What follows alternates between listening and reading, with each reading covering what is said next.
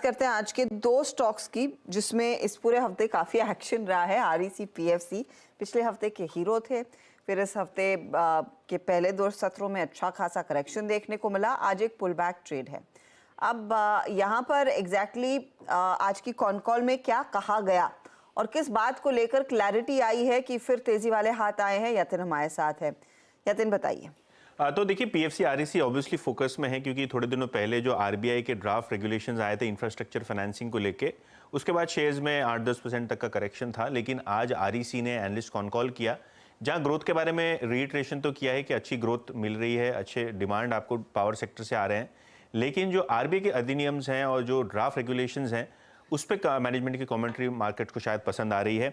REC का कहना यह है कि ये आरबीआई की ड्राफ्ट गाइडलाइंस है और इंडस्ट्री अप्रोप्रिएट रिप्रेजेंटेशन करेगा आरबीआई को। एक कमेंट्स जो पब्लिक डोमेन में देने होते हैं वो इनपुट्स रेगुलेटर को देंगे।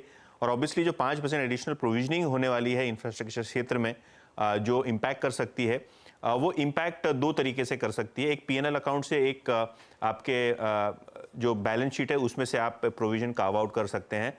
आरईसी का मानना यह है कि ये ज़्यादातर इम्पैक्ट नहीं होगा, क्योंकि ऑलरेडी वो Ind AS accounting standard follow करते हैं, तो पीएनएल अकाउंट में हिट आने का कोई सवाल ही नहीं उठता, नंबर 1। नंबर 2 के जो ओवरऑल स्ट्रक्चर है लोन्स का, वो ज़्यादा करके लोन्स जो है भारत सरकार या स्टेट गवर्नमेंट के द्वारा गारंटीड होती हैं, तो इस केस में आरबीआई की प्रोविजनिंग की कोई ज़रूरत नहीं पड़नी चाहिए, ऐसा उनका मानना है। इनफैक्ट इनको लगता है कि टीयर 1 कैपिटल पे भी जो इम्पैक्ट होगा वो 3 साल में आपको थोड़ा थोड़ा आता हुआ नजर पड़ेगा, एक साथ कोई बड़ा इम्पैक्ट आने वाला नहीं है बैलेंस शीट में। तो क्लियरली ये सारे मुद्दों पे जो मैनेजमेंट ने कॉम्प्रिहेंसिव एक्सप्लेनेशन दिया एनालिस्ट कम्युनिटी को, शायद उसी वजह से शेयर में आज 5 से 7% की आप शुरुआती तेजी देख रहे थे। ओके, एक बहुत अच्छी तेजी और एक अच्छी खासी रिलीफ रैली बनती हुई दिखाई दी है।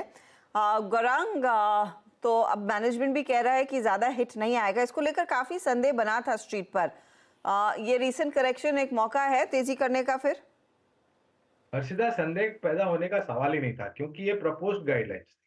लेकिन लोगों को ऐसा लगने लगा कि ये वास्तविकता में हो गई और जमीन स्तर पर। और मैंने ये भी कहा था हमारे ही चैनल सीएनबीसी आवाज और हमारे सहयोगी चैनल सीएनबीसी बाजार पर कि इसको लागू करने से पहले मेरे ख्याल से सरकार के तरफ से और जितने भी स्टेक होल्डर से इनके साथ वार्तालाप किया जाएगा, आत्मचिंतन किया जाएगा कि ये करने से क्या कितनी बड़ी बाधाएं जो निर्माण कार्य की प्रक्रिया सरकार शुरू कर रही है और जो भारत को एक सबसे बड़ा उत्पादन क्षमता वाला देश बनाने का प्रयास कर रहा है, उसमें किस प्रकार की असर पड़ेगी। और ये चीज हमने बताई थी तभी कि ये एक प्रपोजल है, शायद इसमें थोड़ा बहुत फेरबदलाव किया जाएगा।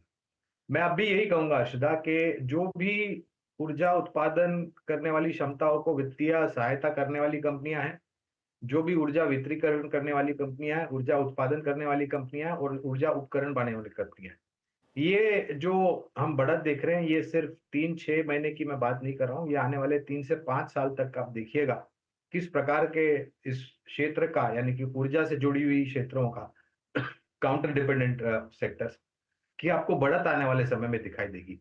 और ये जो ऑर्डर बुक की बात कर रहे हैं, मिसाल के तौर पर आप आईआरईडीए को ले लीजिए, आप आरईसी को ले लीजिए, आप पीएफसी को ले लीजिए। इनके पास इतने सारे ऑर्डर बुक है कि इनका काम इतनी छोटी अवधि में खत्म नहीं होगा, इनको और भी काम करना पड़ेगा। तो ये सब मजबूत और सक्षम कंपनियां अर्षदा, मेरे ख्याल से आपको ज्यादा चिंता करने की जरूरत नहीं है।